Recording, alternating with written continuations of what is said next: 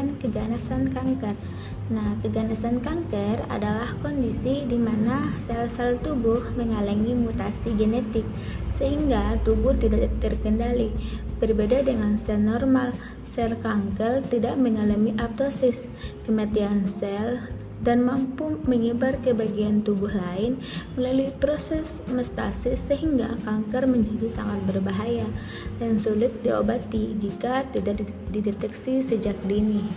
Nah, adapun yang kedua yaitu penyebab keganasan. Nah, adapun faktor-faktor utamanya, yang pertama itu ada zat karsinogenik. Nah, paparan bahan kimia berbahaya ini seperti asap rokok, polusi, industri, dan radiasi yang dapat merusak DNA sel dan memicu mutasi. Nah, adapun yang kedua yaitu infeksi virus. Nah, infeksi virus ini sangat berbahaya loh.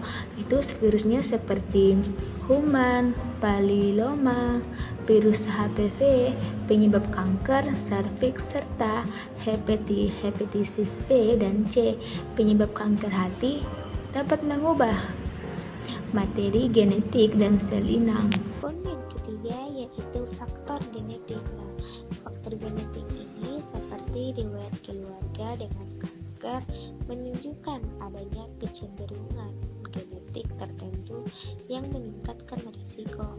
Nah, adapun yang keempat yaitu gaya hidup tidak sehat. Itu seperti pola makan tidak seimbang, kurang aktivitas fisik, obesitas, dan stres kronis juga berkontribusi pada risiko kanker.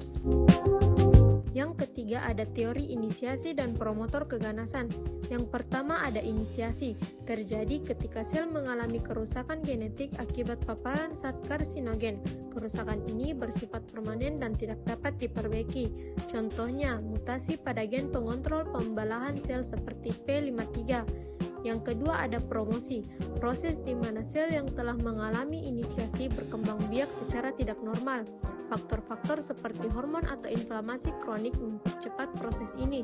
Paparan berulang terhadap karsinogen, misalnya rokok, memperkuat promosi sehingga sel abnormal berkembang biak lebih cepat. Yang keempat ada contoh nyata. Yang pertama ada kanker paru, sering terjadi akibat paparan zat karsinogenik dalam asap rokok yang menyebabkan mutasi gen pada sel epitel. Paparan berulang mempercepat promosi hingga akhirnya terjadi keganasan dan metastatis. Yang kedua ada kanker hati, sering disebabkan infeksi kronis virus hepatitis B dan C yang menyebabkan mutasi gen serta peradangan kronis sehingga mendukung pertumbuhan sel abnormal dan akhirnya menjadi kanker. Yang kelima, pentingnya deteksi dini dan pencegahan, gaya hidup sehat, edukasi,